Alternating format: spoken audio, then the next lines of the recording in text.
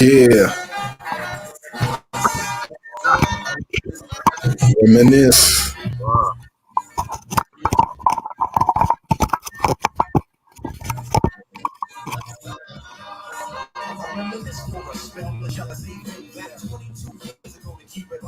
Hey,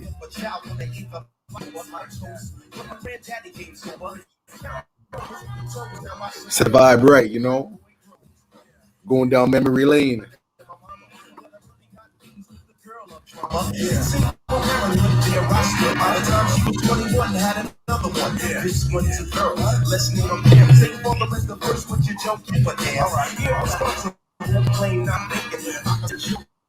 Gee. Classic. Fine All style. right. It's classics right there, man. Reminisce. Pete Rock. CL Smooth, man. Can never get tired of that song, man. It feels what it is, it feels what it is. So that's what it is, man. The Reminisce Show every Tuesday, man, 7 p.m. Mine Bender Supreme, man. How you feeling? I'm feeling good, big brother. I'm feeling good. Just another day surviving this wild quarantine business and staying healthy, staying focused, and just taking in hip hop, man. Past, present, and future, man. How about you? Man, feeling blessed, man. Same way, man. Just like taking it every day, as it is, just vibing out, man. Got a haircut, so I'm feeling fresh. All You know right, what I mean? I've been growing my hair since I was like 15, and this is like kind of the lowest I've ever had it in a while. So I don't know if y'all can see, man, but looking nice and fresh. We got to, prop up. that's what we're doing with, man. Looking Starting sharp. off this new year, right, man? Getting that Aquarius energy. You feel me? All right. Do that.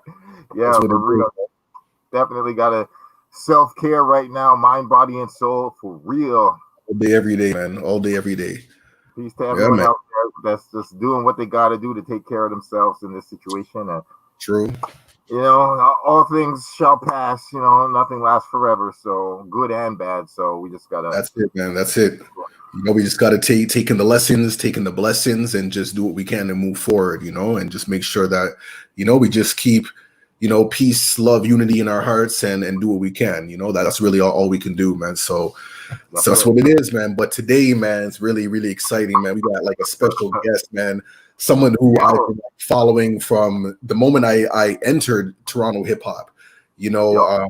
Artist who was just always around, very charismatic, just like his energy and peace. So it's going to be really cool to reminisce with MC Collision, man, aka Tough Dumpling Productions, man. Like, I don't think people understand like the history and just how important like his whole movement is or was to Toronto. Incredible. You know what I mean? But we also want to give some time and shout out to Quezro, because as we know, and we're going to get into it, man. Rest in peace to Quezro. You know what I mean? He was the other half of Nefarious with MC Collision. Before we get more into Collision, man, I actually found this little clip here that kind of like is like a tribute towards Quezro, you know what I mean? So rest in peace, man. He passed away back in 1999. He was only 21, and just the impact that he has made, on college radio and just some of the freestyles. And I know we're going to get into it, the importance of college radio, what it meant for hip hop, and the underground scene and whatnot. So I'm going to plug this in. I'm plugging this tribute, to Quezro. Let me see if I can get it plugged in real quick. Yes. Yeah, man. Did you actually get meet Quezro? Did you have a chance to connect with him? I never did meet Quezro, man. It was sadly I never got to hail him up. I think I got to see him perform at the Comfort Zone because I've seen many Nefarious concerts. But I never got to actually say hi to Quezro. It's one of the sad things. But yeah, man, happily, I did get to make a song with Collision, and we will get into that later. But like Quezro, I definitely heard him freestyle on the radio, and I remember listening to the radio when they announced his passing, and it was very tragic. And at the time, if I remember correctly, he was really kind of the first Canadian rapper to pass away, and publicly while the culture was at a certain size and we were all a certain level of community. So right. everyone was just really had mad love for Like, I mean, no group, whether it's like NWA losing Eazy-E or like, you know, Tribe Called Quest losing Phife Dawg, like no hip hop group deserves to lose their members. It's a tragedy. So it was like, damn, man, like Collision was such a good dude, and it was really difficult to see him deal with like a tragedy like this at a time where he was like blowing up, man. Facts, man. And he did a song with Phife Dawg, and you know, he did a song with Junior Reed. So yeah, man, like. That's peace, man. Yeah, well, we're definitely going to get into it, but I just want to play this quick video real quick. It's a short clip though, but it really kind of, you know, sets the tone, man. So let me get this real quick. Oh, there we go.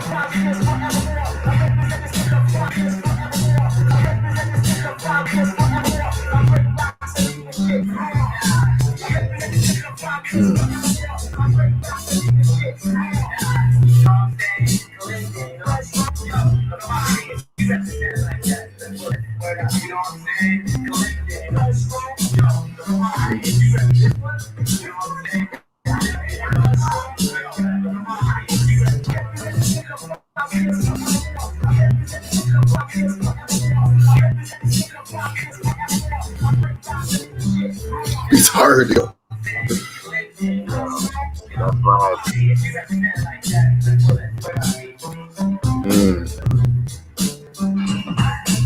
April 23rd, 1999, Rohan critically acclaimed hip-hop group passed away in his sleep. He was 21 years old.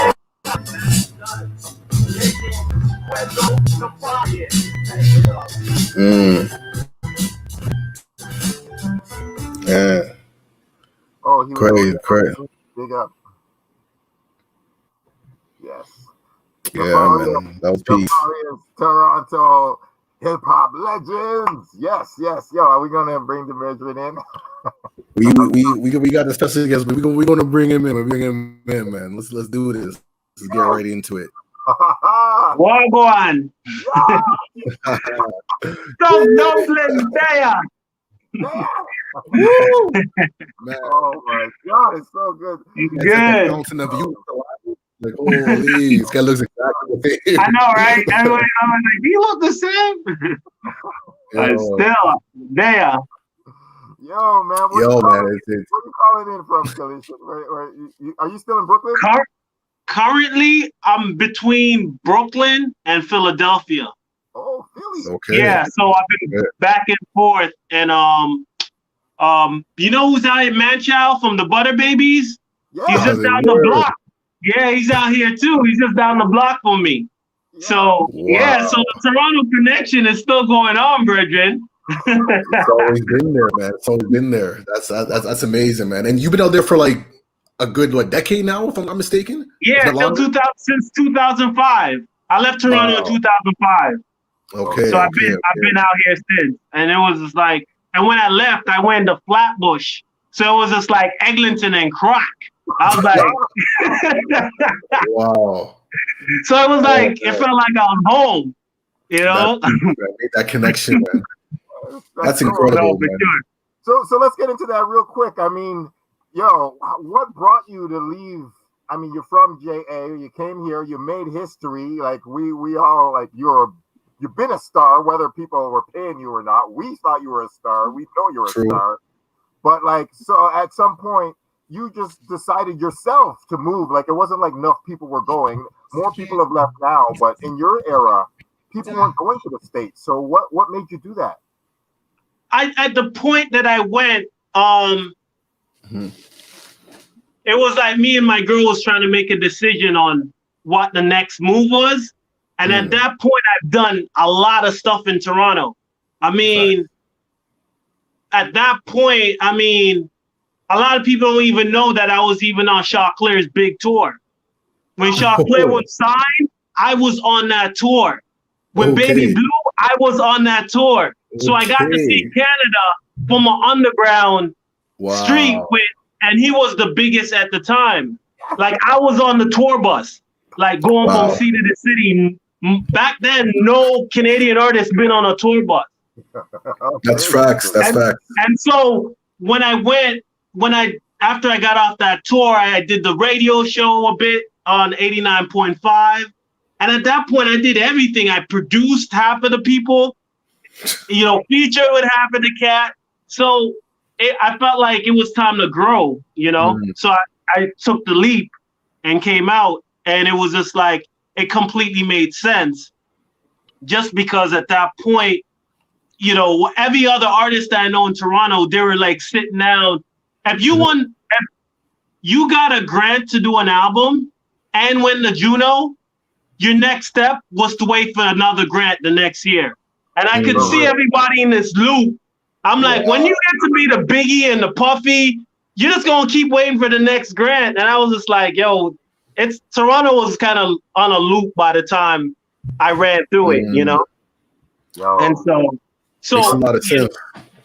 So you moved to New York? Look, I got to do everything, and I felt like it was the next step. And when I got to Flatbush, it continued because the first artist that I ended up mixing was Junior Reed. And so when Junior Reed kept coming to my crib to record, like we'd mix the song and it'd be on Hot 97 the next day. Wow. And so all the local Jamaican heads around me, because we're on Flatbush, they're like, yo, Tough Dumpling Studio and all, like he got Junior Reed up in there. So I'll be at the patty shop. They turn on Hot 97 and hear the new Junior Reed Dumpling. It was like I just started all over again. I was like, yo, nothing changed really. Wow. Wow. And so, yo, that's powerful, man. That's powerful. But I'm curious. I kind of want to kind of go back, man, to some of the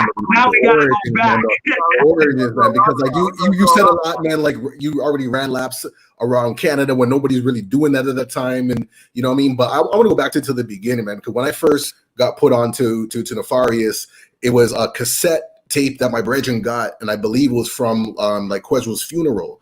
And I don't know if he attended, but I think he got it from like Motion or DTS because he used to like do stuff with those guys at the radio show. And I remember hearing this like 15-minute freestyle, and that was what got me. I was like, "Who is this guy?" You know what I mean? And I just remember the energy of like the Toronto scene at that time, like the impact that y'all made was really evident, and it was kind of like everyone was kind of mourning at that moment. So like, I mean, once you go back to the beginning and talk about like how you connected with Quezro, like stuff you were building on. All right. So in the beginning, for those who don't know, my dad's Delroy G, the classic reggae DJ. So my dad would he'd be just going around doing all the commercials, like picking up money for commercials around town. Down by Eglinton for all the advertising for the Jamaican party shop thing. And so we were heavily trenched in the whole Western community of whatever was going on at the time. And so I'll try to get to the story. But essentially what happened was I brought a lot of the Jamaicans that were coming into town. They'll talk to my dad and go, "Oh, yeah, my son, my son I just come up from Jamaica, you can't help him, Ron. So he must start school soon." And so I was like the Lizzie, like what is right. Yeah, like Word. So when I was in school, I had the radio. We had a radio show, and what I'll do, I'll like switch from patois to English back and forth, so I'd be able to talk in patois and switch back before the teachers understood what I was saying, And so from that became like this style in Quezro. He was older than me, so this time it was in mid-90s days where it's just like, oh you rap? Oh, let me hear you rap kind of thing. And so one day we end up in the music room. He was freestyling and I came in and start rapping. And then another guy heard us and he was just like, "Yo, you guys are dope. You guys should come by the studio." Just like that. So Quezro went a few days at the studio. I went a few days at the studio. Sometimes I didn't finish like he has a bunch of songs and they only had one verse. I only had one verse on a lot of the beat. And we realized it was easier to get the songs done. If he finished to add verses to mine, I had verses to his. Peace. And so we actually became a group because we didn't want to write a second verse. That's real. That's real. It's like literally like, yo, Bridget, man, not write no more verses. Like, give me a new beat. And so it's like all these one beats with only one verse on it. Word. And so, yeah, so that kind of was like a vibe thing. So, right. But at the same time, I was rapping with a group out of Rexdale. And yeah, it was my boy named Action. And then Action went to Red Life. Okay, yes, Red Life. Yes. Yeah, Red Life. So the way I was in like the best position because I was all over the map. I was in Rexdale, Jane and Finch, Shark Farm, connecting with MCs out in Falstaff. And then my boy was part of Fresh Arts, which was Socrates, Cardinal, and that circle. And then I linked up with like Cryptic Souls and all those. And Cryptic Souls was connected to like Monolith, Brass Monk, the Scarborough. So I was kind of situated in a neat spot where I could see everything that was going on. And at the time, me and Don D was building up a name as producers. Yeah. And we used to go to I think it was Gadget Studio at the time. Okay. And Gadget. Really in it, man. Yeah, like Gadget. For those who don't know, Gadget's behind all of Drake's biggest hits. Right. So we're around Gadget and we're playing beats and stuff. And I think one of the first tracks that we kind of collaborated on, I think was Socrates and Tara Chase. On like, so we were like known as producers, kind of building a vibe because back then the Fresh Arts, they had this event where like, I think Little X at the time, he was a poet. He did poetry. Yes. And so they had these shows and events and Cardinal had a different name at the time. Cool. So that whole little circle, we used to just show up there all the time and build a vibe and see what was going on. So I knew what was going on downtown, Scarborough, the West End. So I was kind of sitting in a sweet spot. So when we were working on the Nefarious stuff, it was almost just like I was just like, all right, let's come at it different because everybody in Toronto at the time I knew how Jane and Finch was more hard street, and then I felt like the Scarborough guys were more like in the scientifical kind of thing. And so I was studying everybody's, and I was like, no one has that boom bap KRS One in your face, battle kind of rap style. So I was like, Quezro just had that. Quezro he was dope with the pen, lyricist, right? Like when he comes with his rhymes and the way he flips it. And for me, I realized I couldn't go that route. I was like, yo, I'm just gonna rap about my cocoa bread and pati. And all the freshies that I gotta hold down so they don't get beat up by all these hip hoppers. You know what I'm saying? Because if you listen to like songs like No Course, I go, if you just like came from Jamaica and they calling you a freshie, watch me punch the hip hop boy them out and ask them if they want to test me. That's me going, look, if you just came from Jamaica and they calling you a freshie because of your accent and stuff, don't bother about them, boy. Just go on about your business. Even if you got to pick up your shoes at Bargain Harold and Stitches, don't make them make fun of you. And that's how, if you realize my rhyme was more about, holding down the West Indian and then Quezro could go all crazy with the metaphor. I felt like we had both grounds covered where I could just be boom in your face and he could like, he had an appeal where it appealed to street, but it wasn't thug rap. It was just, his metaphor was tight, but it's street, and it wasn't super like J. Rue the Jamager type scientific. Right. And so I thought so when you listen to the style, I was like, okay, I think we got something. And so that's when I went to Law McQuaid And Lama Quaid, the way Lama Quaid rentals work, for those who don't know, it's a music store, and you could pay for like equipment monthly. So you could buy something and you pay down monthly. Right. So I'm like, yo, I want to pay down monthly about $1,000 monthly. And he's like, oh, so what equipment you want to get? And I was like, no, I want to play monthly down on cassettes. So I bought all the cassettes out of Lama Quaid, like $1,000 worth, and just stayed home and record every Nefarious track and just kept handing them out on the street. Wow. Yeah, like I went to hustle because I knew, I was like, Quezro's badass. I'm like, we got something. And I knew from being around Gadget, everybody said her beats are dope. And that was going up against Socrates at the time.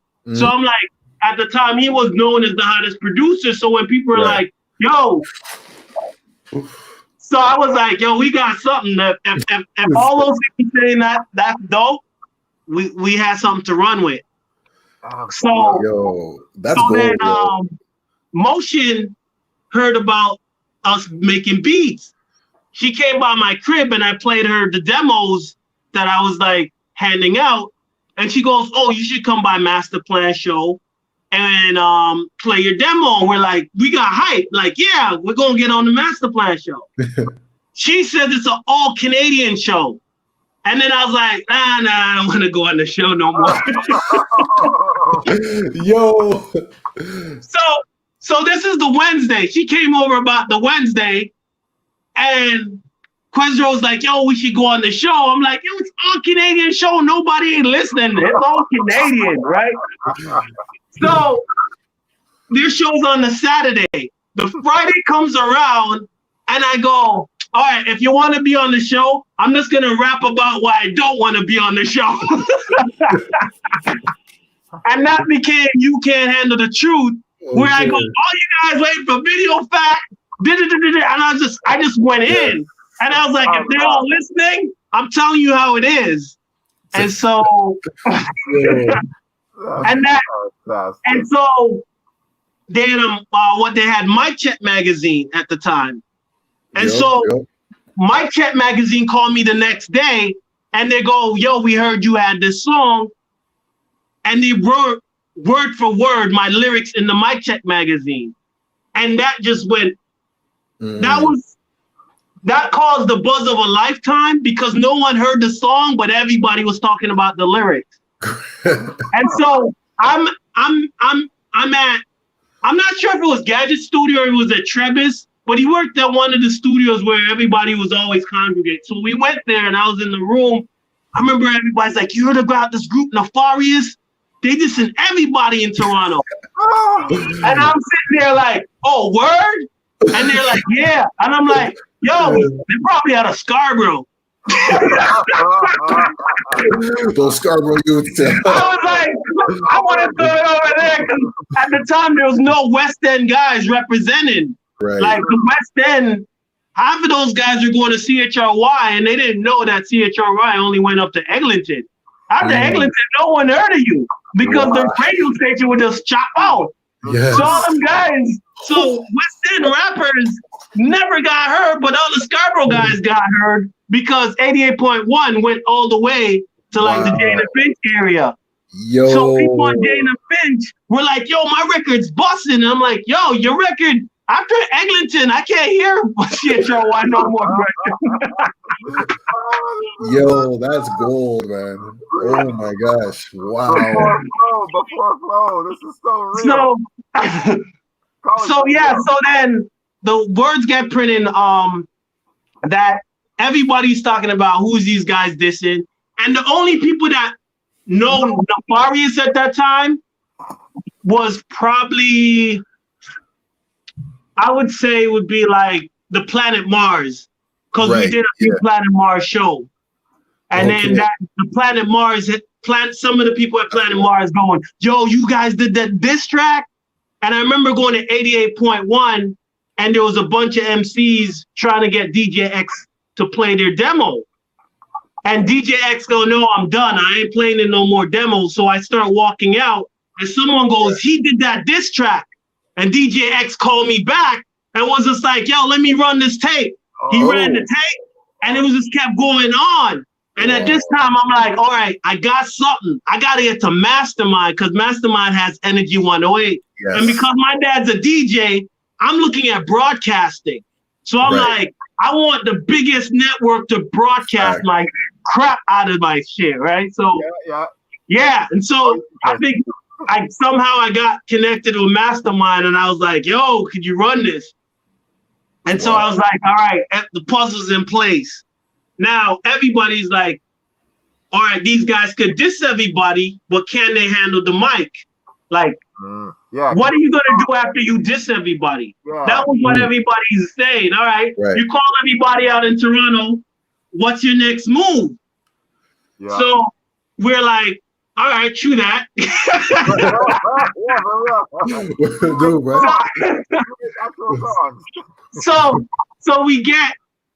So Master Plan is buzzing at this point. They're like, yo, they want to do another Canadian show, like all Canadian. And that they said the phone lines was ringing off the hook when that came in. So they're like, we should have you guys live. Okay. So I brought all my beats on a DAT tape machine. And back then we had the DAT tape. And they were trying to hook up the DAT so we could rap a record out on the radio. That tape wasn't working. No. So we're like, just run the beat and we'll just freestyle. And then that freestyle, after that freestyle, no one in Toronto said anything to us.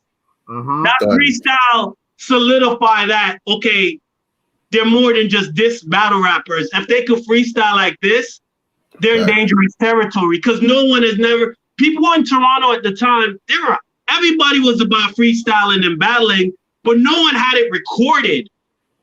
And so for us to do it live, it was just like crazy. And at the time, that Mic Check magazine, My Lyrics, got wind of this guy he was between here and Toronto, but he was in New Jersey. So he had a punk rock label out in Jersey, and they were mostly doing punk rock acts. And then he was just like, yo, I'm going to see if I could work with Tough Dumpling Records and put out something of you guys.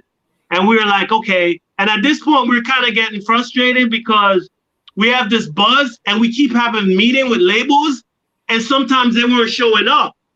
So I remember Quezro, we were at some fancy restaurant, couldn't afford the food, and we're just like, yo, when is this A&R gonna show up? The A&R doesn't show up. So Quezro's like mad pissed. He's just like, yo, we got the hottest tune. We're doing all this, we're running around, we're doing the shows, we're doing Planet Mars, we're getting all this stuff done. So when we did that freestyle, Quezro was furious. Like he was he was just going in. And then after the freestyle, a month later, he passed away. Wow.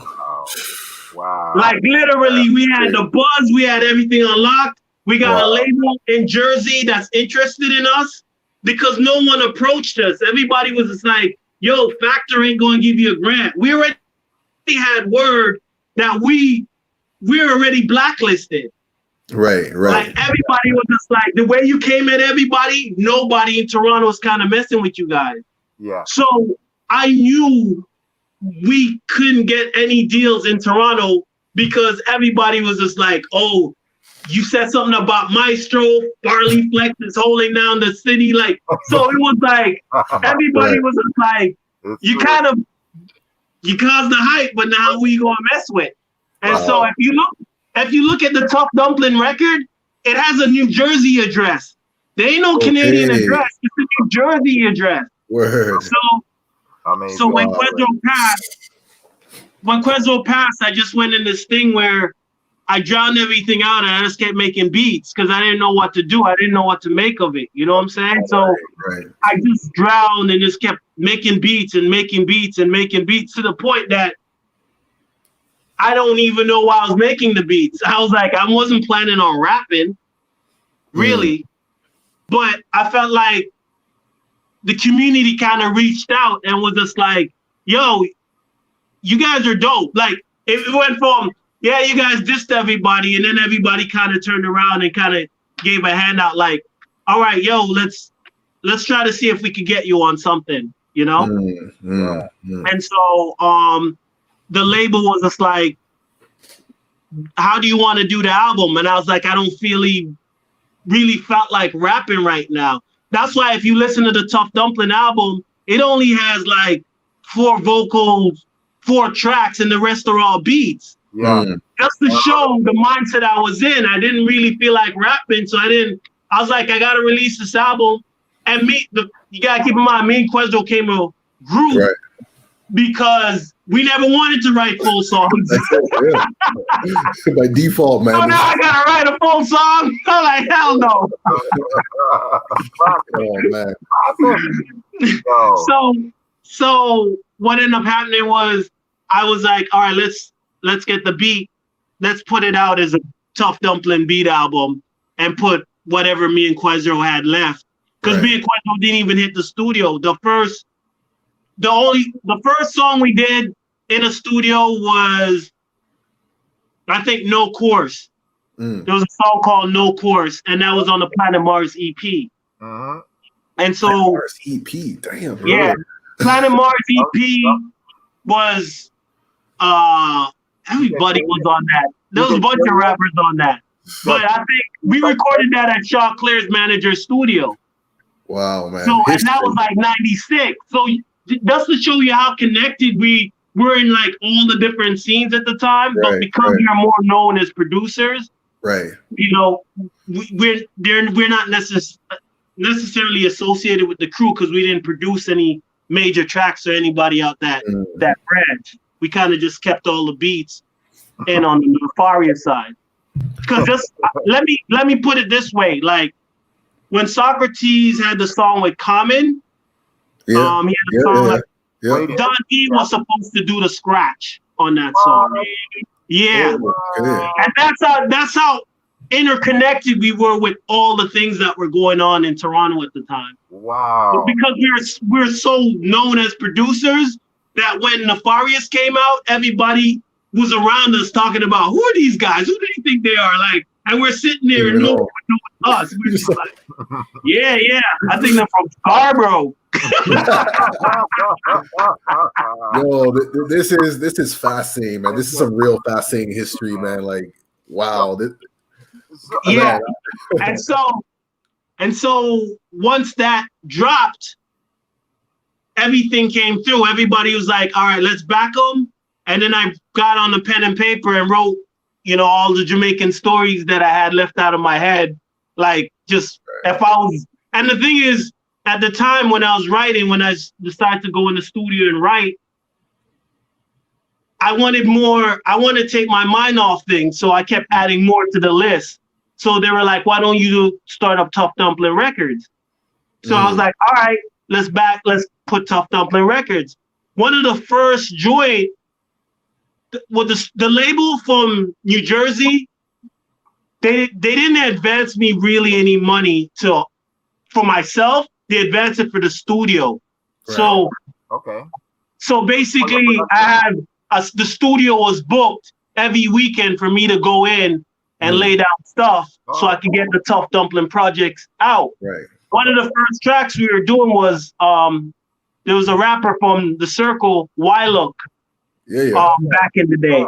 The first single was like "Relate to Me," and it was Logik featuring Cardinal. You produced that? So that's what I'm trying to say. No one's making the connection because we're so steep in the beat thing. Everybody thought we were like, and so that was one of the first things that was supposed to come out Tough Dumpling Records was Cardinal featuring Logik.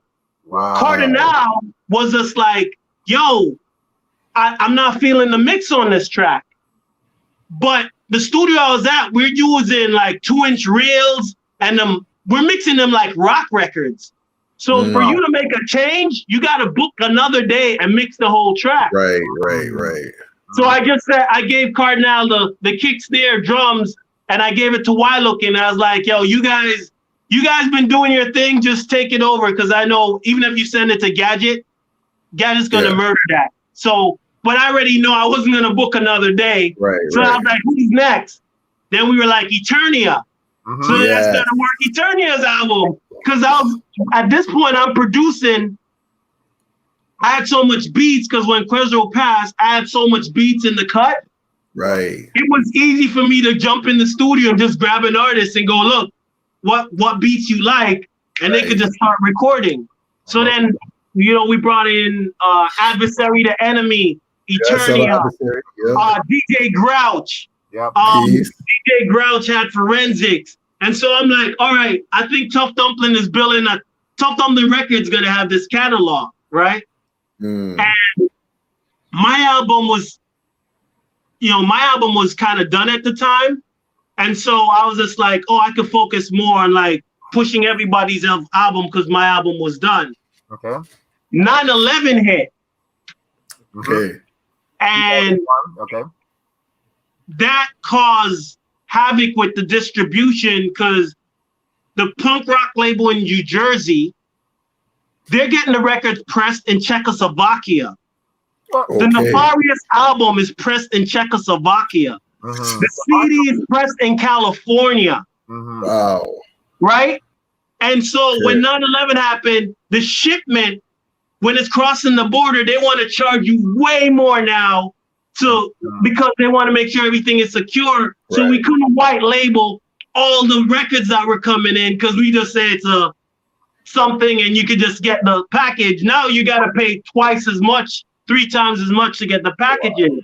Wow. So it bottlenecked all the distro deal and everything that's happening.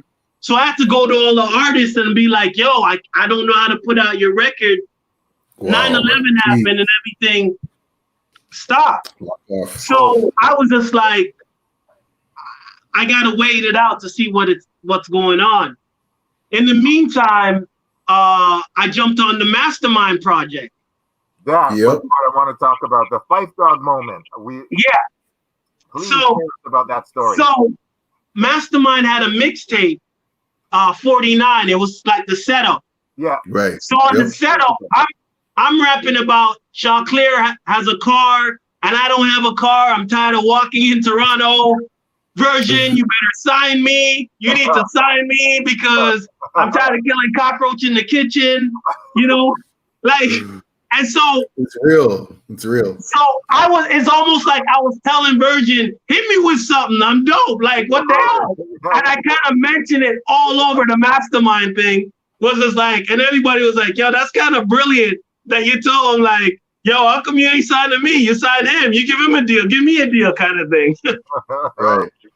And so I get this call one day and they're like, oh, you're gonna, we picked one of your beats to be on the Mastermind CD. And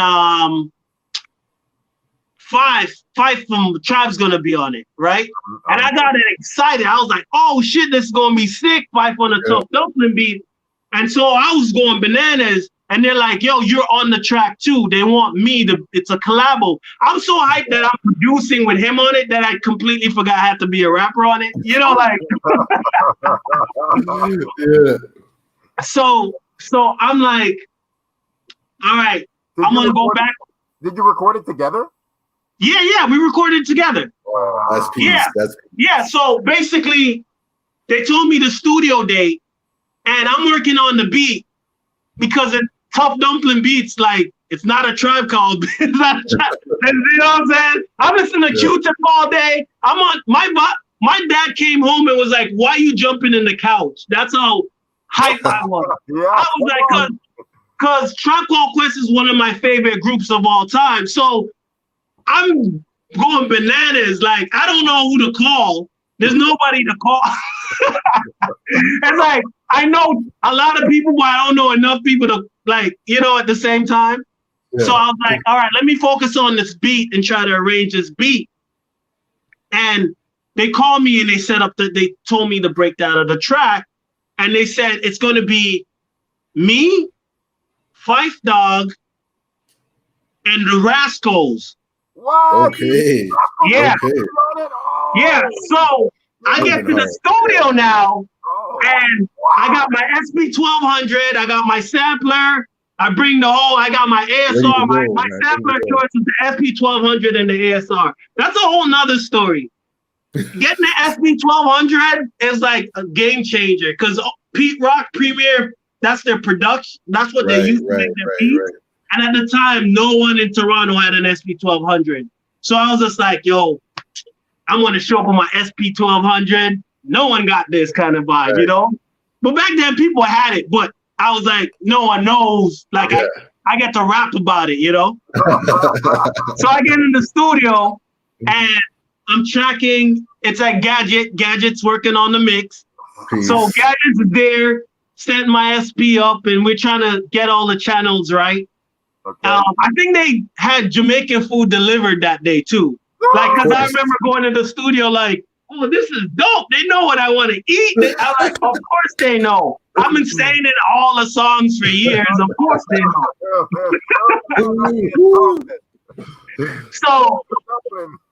So I'm there chilling, getting the beat right, and Fife comes in and introduces himself. I shake his hand. He's like, yo, you tough dumpling? And he's like, I'm like, yeah, he didn't call. I think he said specifically tough dumpling because they played him the record, my record. So he had a vibe of how I sound and my style a little bit. Right. So he introduced himself and he's like, yo, is this the beat? I'm like, yeah. So Gadget is running the beat. I'm next to Fife. And he has the pen and paper. And typically I don't write my lyrics because I'm always freestyling. And I'm there like, I gotta look like I'm doing something.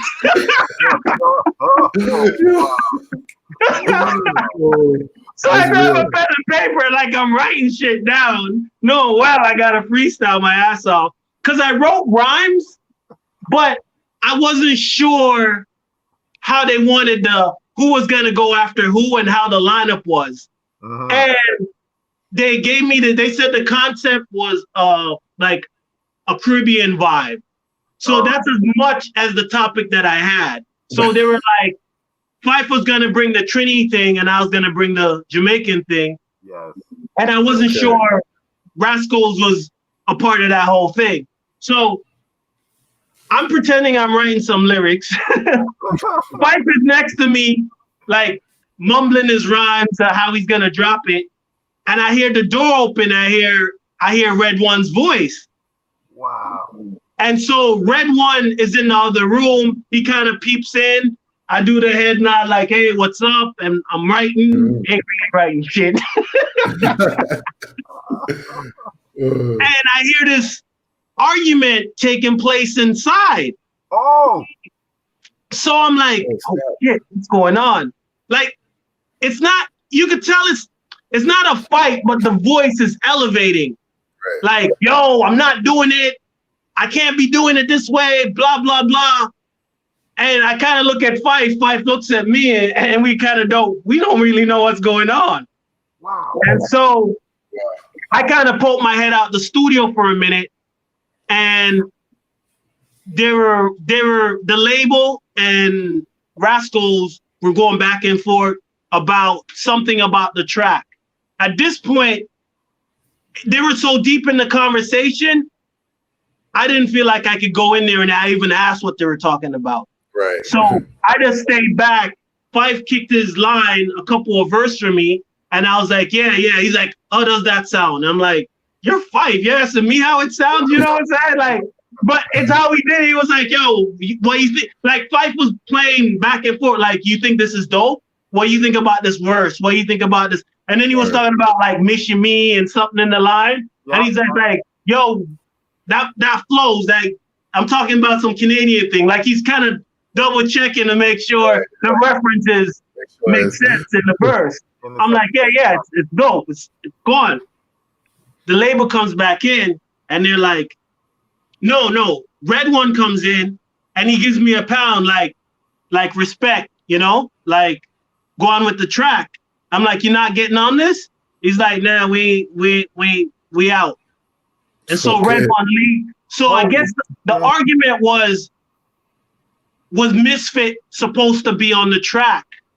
And Red One, I guess Rascal's been saying if you want Rascals, it's got to be Red One and Misfit. Right. And so that whole thing was going on while I was out there. So So it gave this tension. So, and this is like 2 a.m. This is not no. This is not no. This is like because Fife just did a show in Toronto, and so it's late night, so people are tired, you know. And so I get in front of the mic, and I see everybody looking at me through the booth, like, what is he gonna say? And I'm looking at this paper like I really wrote something down. I jotted shit down, but it was like. Yo, that's so real. That's real. And so it was, what ended up happening was when I said the first line and everybody had their hand up in the back, like, blah, blah, blah, like they're licking up the wall. Like when I said some line like, while you flashing up your lighter, I'm in the corner striking matches. And everybody was like, what? And then like people flip. So Fife goes in, Fife says his line. But then Fife kept playing back my verse. And then he's like, I'm going to do what you do, but I'm going to do it Trini style. And if you listen to the last part, Fife just took on my kind of energy and ran with it. Because the first part of his verse, you don't hear that Trini as much. But at the end, he brings out the Trini accent. When he heard the heavy Patois accent, he was like, yo, I'm going to bring that heavy Trini accent. And it was dope. It was dope working with Fife. I mean, that was like one of my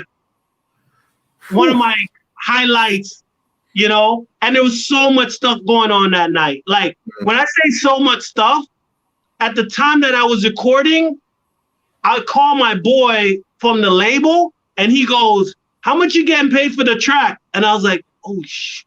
So I didn't do the business end. I'm in the studio recording with Fife. I'm so happy I'm recording for Fife. I don't know how much they're paying the beat for. I don't know how much they're giving me for lyrics. So there was this whole, oh shit, I gotta get down to business. So my boy had to come over, and he is in the other room going, no, pay him this much. No, he did the beat, you gotta pay. And so I felt like we were back with the Red One scenario in the other room. Man, the industry. But it was a crazy night. It was like one of the highlights, you know, of time, you know, just to be able to sit there and record. And I'm able to pull it off with all his drama and freestyle. Because even the stuff that I kind of wrote down, I put it in, and Gadget did his trick. So if you listen to, if you really listen to that record, you could hear that it's cut up, and you hear me laughing on the track. So play it back, and you hear me laughing, and then Gadget just cut in another freestyle underneath the laughing. So he copied and pasted all my freestyle and was like, I think these, and so yeah, it was like essentially a freestyle with Tribe Called Quest on an album. I got it right here. You want to hear it? Yeah, run it. Run the first verse. You're gonna hear the laughing. Yeah. The laughing, and then you hear my verse go underneath. That's a chop. Okay, here we go. Hold your corner.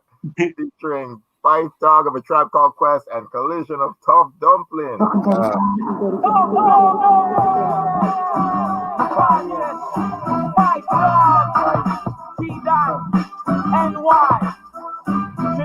Legend. How we do? You don't know what we are bringing. Jerk chicken, bully beef, mark. So we're back again.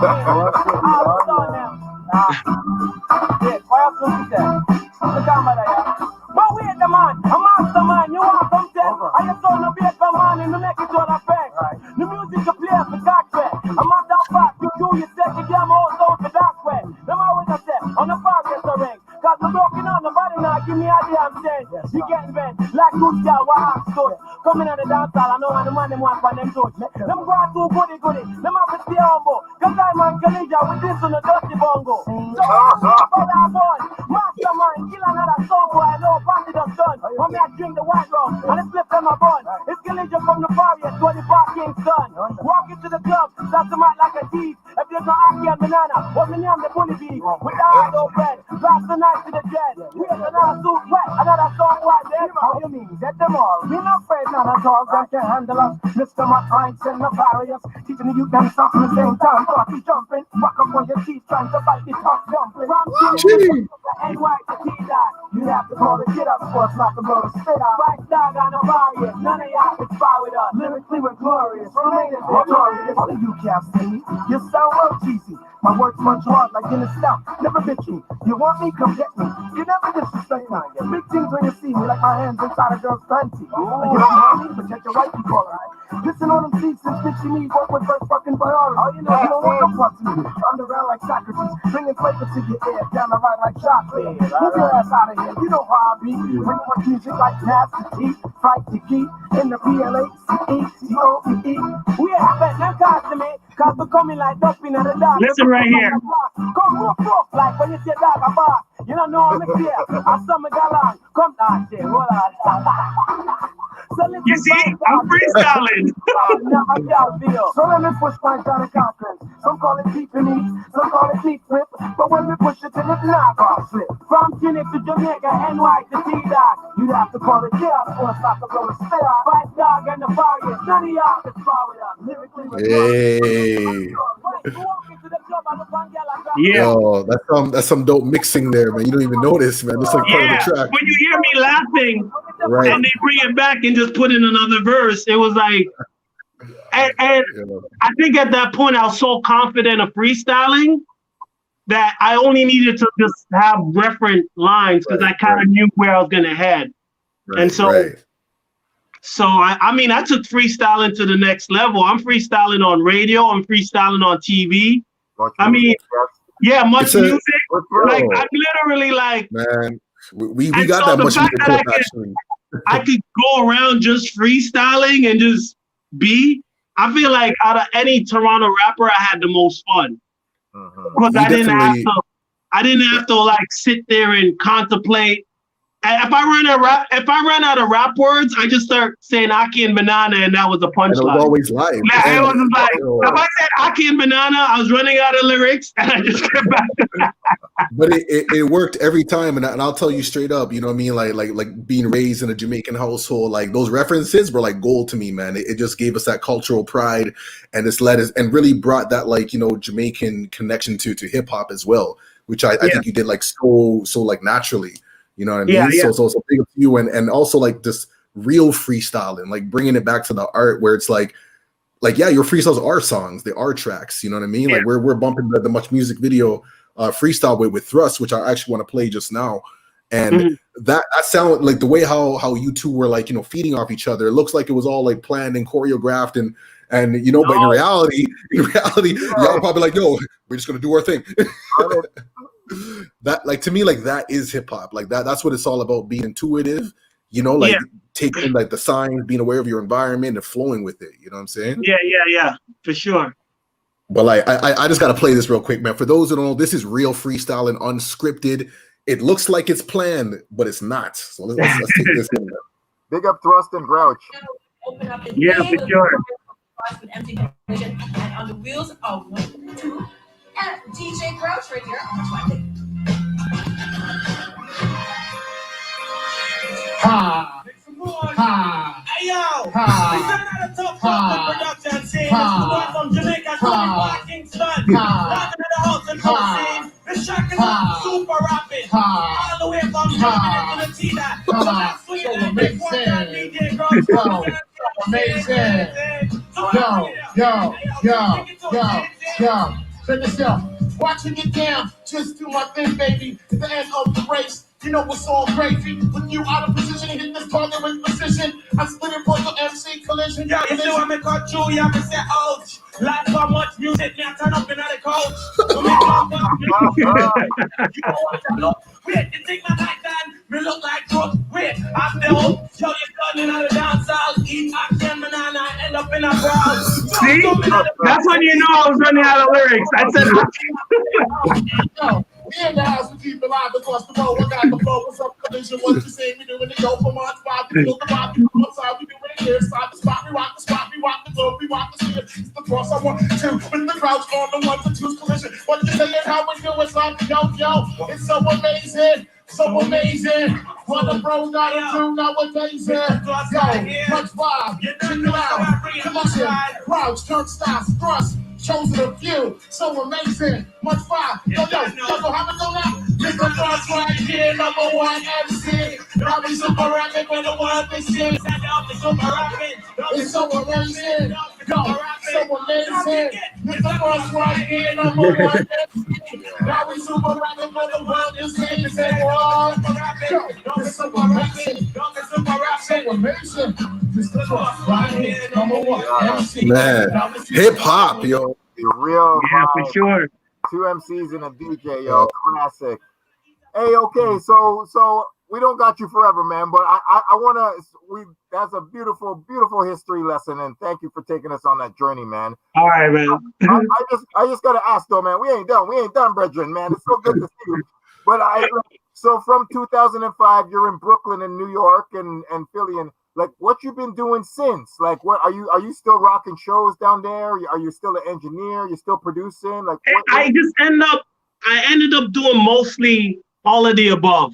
Okay. So I went once I had kind of like the buzz with the studio and recording, mixes just were coming in. People were just hitting me up to get records mixed. So once I started I just started to build this entity. So I started out like Brooklyn 35. And so Brooklyn 35 is the collective out in Brooklyn of a bunch of MCs that they're in different groups.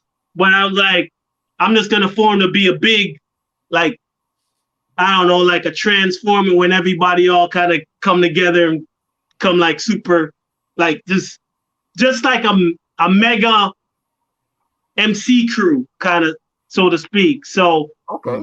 Basically once that I started the Brooklyn 35, I was able to tour just doing shows in and around New York until we took that outside of New York, and we kind of just, so I toured on the Brooklyn 35, which is funny because I did a Brooklyn 35 event in Toronto with another group. And when I performed, this crowd never heard of Nefarious, but I was doing pondering lyrics. Yes. And so everybody's like, how you from Brooklyn and you know so much about Toronto? You're talking about like Speaker's Corner and blah, blah, blah. Like, so it was funny to be in Toronto under a different name, rapping Toronto lyrics. And everybody was like, how come Brooklyn knows so much about Toronto? And I thought it was so hilarious to go full circle. That's wow. But then what a lot of the behind the scenes that I was doing in Toronto too was I was producing a lot for TV shows.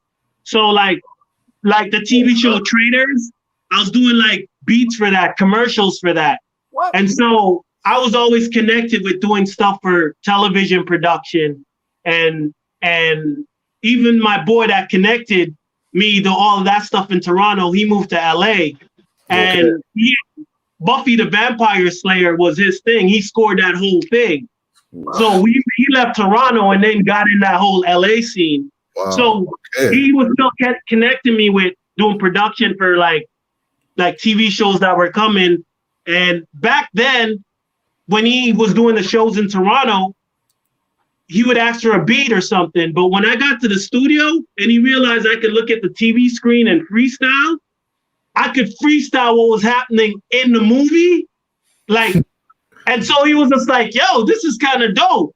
And so that got me a lot of gigs where I could go in and they're like freestyle this energy. So if there was a robbery scene in the movie, I could go run, get him, and then just freestyle the whole energy of the scene in that kind of world. So, so that freestyle took me on a whole. It gave me so much access to do all these, to get in that whole industry of that whole film world. And so now I sit in the strange place where I direct a lot of films now. I shoot a lot of short films. And I still mix records from time to time. And as rapping, I like featuring. I don't actively, like, if I hear something dope, I'll rap on it. But I still came in the game with the same attitude I had back then, where I ain't trying to do a full song. Right. You know what I'm saying? Add on. You just so you only get one verses from me. You know what I'm saying? And so it's either one verse or freestyling. And kind of that was kind of like the way I walk through life. So you're gonna hear like the short film that I got coming out. It's basically film put together by I'm saying all the names wrong because you're going from production to beats to film. I want Flim. I've saying the name so goddamn wrong. They're gonna kill me on this one. Oh, no. Film Cloud Studios. Okay. Film Cloud Studios. They're like just a great collective of writers, camera people, and so we're all together are able to shoot, like tell these different stories and shoot all these films and write these. But we have the whole production team. Right. And so what was interesting, at first it started out 1 or 2 projects, and when we were screening for actors to come through, I mean, people been, coming out to screening and reading for plays for years, and they're like, we've never seen a Black production team. Yeah. Wow, right. And so what ended up happening, we realized, we got the whole entity here. We got everything we need to make films, make movies. We got the dopest camera, we got the equipment, we got sound. And so between starting this whole adventure of making these films, my audio expertise came back into play, and it was like, let's work on the soundtrack. There we go. And so we got the film done, and now we're about to drop the soundtrack. You're going to hear me, I got a couple verses on there. I got some bars. Now, when it's a soundtrack, it's dope because you can feature people and I can get my one verses down. You know what I'm saying? So you're going to hear Tough Dumpling on a lot of soundtrack. And so I've been collaborating with just a lot of cool artists out here. And so you're going to see them feature a lot on the soundtrack. Okay. And in between that, I got another production that I'm working with, Miss Akar. So you got to check Miss Akar, hashtag Miss Akar, check that out. The collective of art doing photography, and that's a whole nother entity. So basically being here allowed me to just be in doing art. That's it. You know what I'm saying? And I could do all the expression of art now. Right. When I'm working with a collective of music, like Brooklyn 35 is like the collective of music. Then I have the film section that I'm working with these guys on, and we're building such a big network as far as there's no other competition in the film industry. Now we get to put out our own stories the way, and then we got the photography and design end, where that's a whole nother entity. So I feel like that's what the move was about. When I left, it was to be able to wake up every morning and be like, yo, I can either produce a record, rap a rapper, shoot a film, take a picture, but whatever I do, I can sustain off it. Amazing. True artist. And I think that's success to me right there. Yeah, that I felt like that really was the goal and the idea, just to build off all these different entities. And so, the film is about to hit the film festival, online film festival. It's called Divide. And basically the film's about it's a Black family, and the father is a cop, and the son want to be part of the Black Lives Matter scene.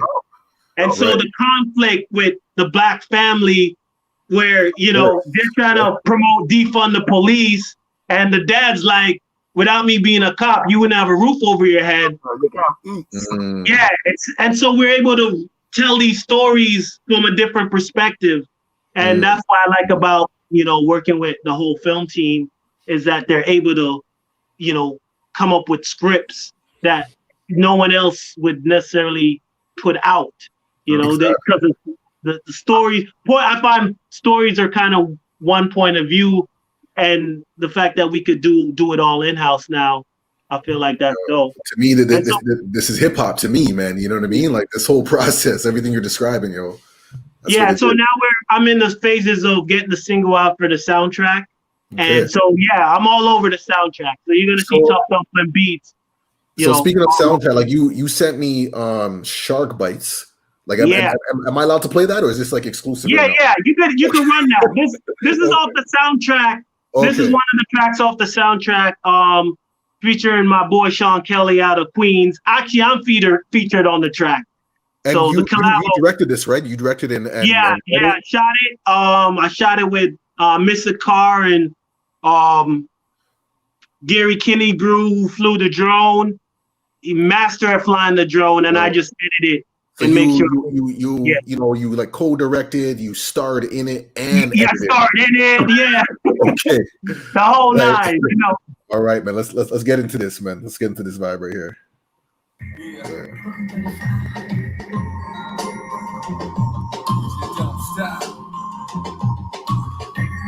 Jeez, production. Wow. Each generation lost in our translation. Text, Facebook, and fuck up civilization. You're black discrimination, meaning in a jail or immigration. No matter what you do or what you say, them take you away. Them take the key, lock you away, and then them dash you away. No money for bail, you jail for what you inhale. And if you riding on track, they knock you off the trail. I wanna rock on with them boy. I might keep with them, I try to destroy with them snake and the D-boy. This is hip-hop with the B-boy. The funky maker with the uncle named Leroy. Calling all the ball in with the Nazi. New world order run by the Nazi. Can anybody determine a German from American area? This is a cop, see? Wow. Born in 77, I took the 7 train way back to Africa with Marcus Garvey. He became the party. We ain't come to harm nobody. I'm your father, the gun clapper, the gun dagger. Look deep in my eyes and tell me what you see. If I walked away from a fight, you call me pussy. What if I had the Glock to be cocked and loaded, ready to explode? But God gave me the signs to hold on. I listen to elders, I listen to kids. I get spirits when I sleep is deep. Serving on the rainbow, the pod box is 6 feet deep. Count blood covered sheep in my sleep, the shit is deep. I've been a fiend before I became a team. Wanted to pop a top says, radio body. From the Queens, you better do the right thing. A lot of back streets with guns, you know what I mean. You ain't saying sure, and I runs with full speed. These 5 bubbles, man, they very interesting. So when the planes land down in LaGuardia and JFK, you're on your way. Hey. Woo. Yeah. Yo. Holy.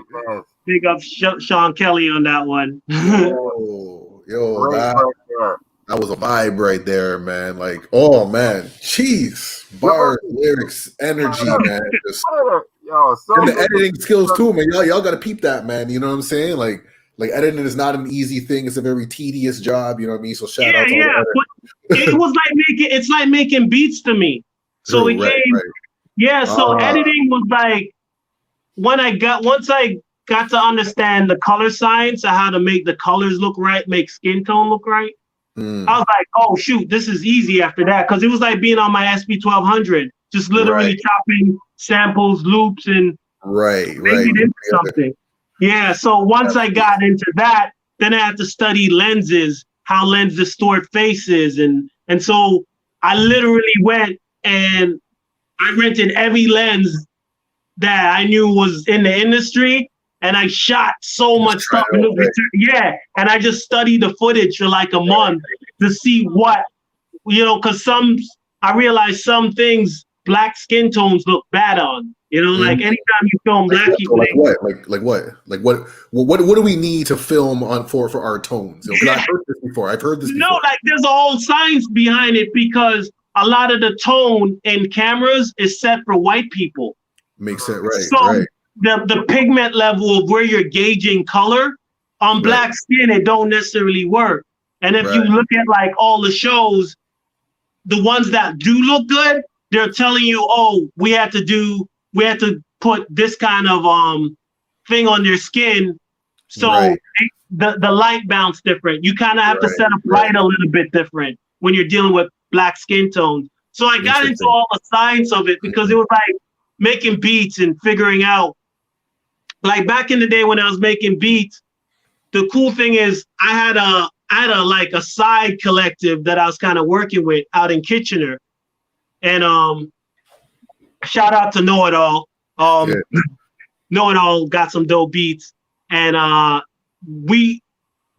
they would just go through records like when they would listen to a record, they wouldn't tell you, oh, Pete Rock sampled this horn. They would say who played the horn that Pete Rock sampled.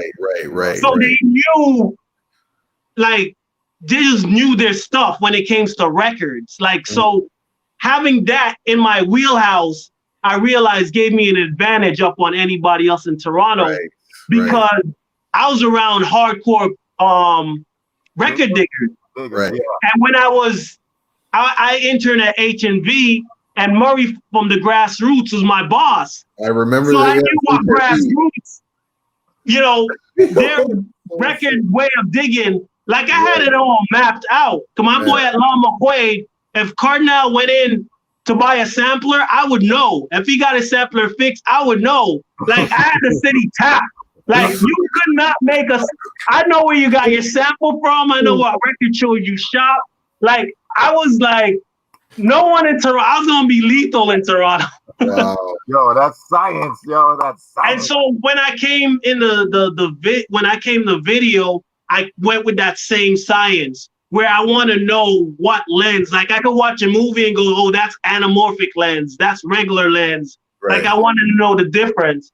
And I took that. I had that same approach when I approached beats in Toronto because literally I would, you know, be traveling out to Buffalo, digging in someone's barnyard just to find these crazy break beats, you know, so I would have the edge over my drums hitting harder than anybody else in Toronto. Well, he definitely hit hard, man. Yeah, because Toronto beats, I never liked Toronto producers. They had good samples, but their drums was always weak. Yeah. And they never had that. And so when I figured out how to make my drums hit, it was over. Like literally, if you listen to the album, I have the same drum kit because I was like, no one could out hit this beat. I listen to a ton of beats and I test them at shows, and everybody's like, yo, your beats is hit. Like it's true. Even the one that track So Amazing, when I did that beat, I remember Thrust calling me back, yo, I'm gonna send this to Super Rap and this is dope. And when I heard it and it was opening track on Super Rapping, you got to keep in mind Pete Rock is on that. So if my song is first and Pete Rock is like fourth, I'm like, yo, this beat murder Pete Rock. So we're going to set it off with this. Yeah. I was just like, I was all in it, you know. I mean, I got a flip story, really funny story about that. I was at I went to a friend's party. They had a little get together, and it was just a handful of people. But one of the people that was there was Pete Rock, so it was like maybe 5 people the most. And so it's me, Pete Rock. We're chatting it up, and music is playing, and I was like, "Oh, this is a dope sample." And so Pete Rock goes, "Yeah, it is a dope sample," and he goes to the waiter and go, where this music playing from? Because Pete Rock was trying to look for the sample playing.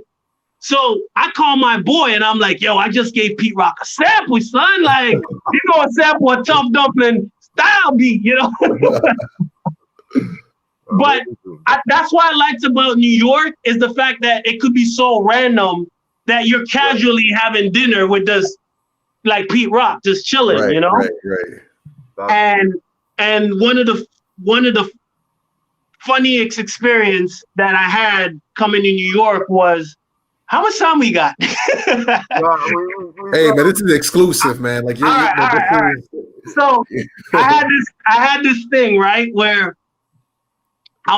me and a bunch of people were bored one summer, and we said we're gonna go to New York, and we didn't have a plan for New York, right? I love it. Like, we just want to be in New York. You know, one of those, yo, New York, like, let's go to New York. So we had a crazy ass time at the border. We made it across the border, went into New York, and then it was like, let's see if we go to a record label. and it was like, oh, we should go to Rockefeller. What? So we pull up to Rockefeller, and we need an excuse to get in Rockefeller.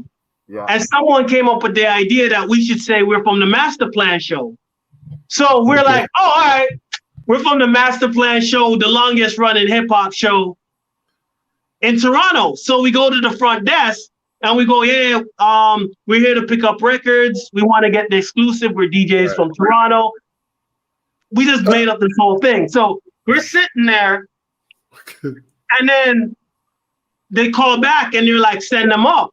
So we're in the elevator going, holy shit, we're going to Rockefeller, right? Yeah. Yes. So, Okay. So we get up top, and the receptionist at the door was like, yeah, we're gonna show you while you're waiting for the records, we're gonna bring you to the waiting area. So on the way to the waiting area, we see Memphis Bleak. And we're like, hey, yo, Memphis, what's up? We from Toronto, we DJs. You know, you want to give us a drop? And Memphis is like, yeah, sure. So Memphis is all hype. He's like, yo, I got these DJs from Toronto. Like, Memphis had this like, oh, Toronto representing kind of thing, right? So Memphis Bleak is like, you know, he's animated. He's kind of loud. So everybody's like, these guys must be important, you know, because they're like, he's all excited to do the drop. We get the drop. And I sit down, we're in the waiting area, and I'm talking to the guy next to me, and I'm like, yeah, we from Toronto. If you ever come through, we'll hook you up, man. Like, just come through, Master Plan Show, we got you, you know? We got you. We're right here, you know, like, we got you. He's like, all right, cool. I like your energy. I like your vibe. And he gives me his card, and it says management. And I was like, oh, cool. Who do you manage? And he's like, Madonna. And he's like, oh, really? Madonna? And he goes, yeah, Madonna is coming to Toronto like next week. You know, she got a show there. Come through. I'll hook you guys up. Come on, cuz. Yo, word, no lie. I start to get scared because now I'm thinking, what if Madonna shows up to the Master Plan Show, right? I gotta get on the phone with like DTS Emotion and be like, yo, I was in New York kind of lying that I work. Yo, that's amazing. Oh man. So but get this. I ended up staying in New York, and my boys went back, and he put them on the guest list, VIP at the Madonna concert and everything. My boys called me and they were like, yo, we got free liquor. Like, he hooked it up. Like, whatever we did in Rockefeller impressed them so much. Like, he was just like, I like your vibe. Because we were trying to put people on and show love. Like, yo, you got records? I'll get you on the, you know. And so, but I thought it came so close because I'm like, if Madonna comes to 89.5, that would be interesting. You know, but yeah, so that Rockefeller story always cracked me up just because it was one of those, you never know who you're talking to, you know? Yeah, and so, and to me, that's like a lost element of hip hop, man. You know what I mean? Like that finessing, man. Like, you know what I mean? You just make a way somehow. Yeah, you know? yeah. So you got been there. Yo, Collision, man. I can't thank you enough. I mean, could we do this again later on this year, fam? We're gonna have to, whenever, man. I'm around. It's all love. Because we got each a bunch of records that we wanted to go into. Those records I didn't play. We didn't even get into the Eternia stuff. I saw Eternia last September, and she's got a little baby now with Mr. Lift. So, yeah. So you know, there's so much other stories, and you're such a great storyteller, dog. Incredible, man. You blessed us with some serious gems, exclusive stories, and context for like, because there's some things that I was around for, but like hearing the back end stories, I'm like, yo, this is sick. No, the 90s, I gotta say I had fun in the 90s. I can't lie, man. Like, I was able to go around and just hang with so many cats, and the vibe was so live because the radio station was like a network. You know, Right, 88.1, like 89.5 CHRY. I felt like they were a hub for everybody to really connect in the city, because that's how I really got to know everybody. You know, sitting around at CHRY waiting for an interview or something, and you end up just, you know, talking. And then you figure out who was doing what. Right. And so I realized we just had a community. We had that built-in community that I realized I don't think we realized what we had at the time, how dope of a network. Because I'm talking to cats and they're like, yo, I got 100 views, but they can't get they got like 1 million views, but can't get one show. Right. And because they're just, the views there's no connectivity, you know? So there's this loss where if you had a song right now and they hit 1 million view, where do you perform? Who do you talk to? Versus in Toronto, the moment we had a buzz, it was like, yo, I heard about you. I got the show going on, blah, blah, blah. And so the connection built really nice, you know, like it was easy to get in and out. So that's a big part of that. I felt like Toronto kind of set me up. Whereas it's like this cat's out here, they never been on a radio show. You know what I'm saying? Like you got to look at it from the point of view. They're in the US. You think there's a lot of opportunity, but at the same time, you got to create those opportunity and kind of. Indeed. You know, Toronto kind of had me create all these opportunities. Coming here was kind of easy to be in that. You're already in that mindset. Right, I was in that mindset. So it definitely. Okay. Well, yo, man, we appreciate you, man. Everything that you've been doing for the culture, man, for hip hop, man, for Jamaica. You know what I mean? Just like keep doing what you're doing. You know, we're always here to support. Definitely want to have you back again because there's more stories, and I really want to get into. You know, like the impact of like college radio, just like you're saying, you know, like how their community hub. I think that deserves like a segment as well. You know what I mean? So we'll probably set something up. Yeah, man. You know I mean? Couple months from now, we're just gonna get at you again, brethren. Yes, man. For sure. Get at me at any time. You know, you can always find me toughdumpling.com. That's where you know how to find me. And the Film Divide soundtrack, you're gonna start seeing stuff around with that. So. Big up to everybody at Film Cloud Studio. You done know. Salute, man. One last thing, yo. Big up Chanel. She good? Yo. Yeah. Peace, big up Chanel. Yeah. Always holding it down. Yo, man, love to y'all. Y'all are family to us up here, man. Like there was never nobody close to anything you did, dog. I mean, I don't know. You're of a one of one kind, and we're happy to give you your flowers and respect and like. True indeed, man. True indeed. Collision and Puerto, man, and even Don D, man. I was like, big up the whole fam. Big up the whole fam, man. Because mad love to all y'all. Thanks for having me. Definitely thanks for having me on the show. Part one more to come, bro. All right, man. And that's it, man. So yo, man, till next week, man. It's a Reminisce Show, man. Every Tuesday, 7 p.m., man. We got exclusives, more interviews coming up, man. So that's how we doing it. Peace out. Hold on. I just got a big up Kwame, Jason, Martin, yo, Sandy, all our guests. Yo, righteous peace to you and your wife right now, man. Big up to all y'all. We just trying to give you the good content while we still in this quarantine. But thank you, Logik, for getting Collision on the show, man. That was man, you know. It's all family vibes, you know. Like I said, we got some exclusive interviews coming up, man. Like 2021, man. We're really going to bring them for y'all, man, and bring back, man. You know, this reminisce vibe, man. And so we don't forget our history. You got to bring it back, man. Got to bring it back. The foundations. No doubt. I don't know where that flyer is, Kwame, but we gonna find our little history pieces, man. We gotta dig. Yes. But we got Ian Kamal coming up in a couple weeks to let y'all know. Spread the word. We got Big Brother. It's gonna be great. And besides that, we out. That's it. We out, man. Till next time, man. Reminisce. One love.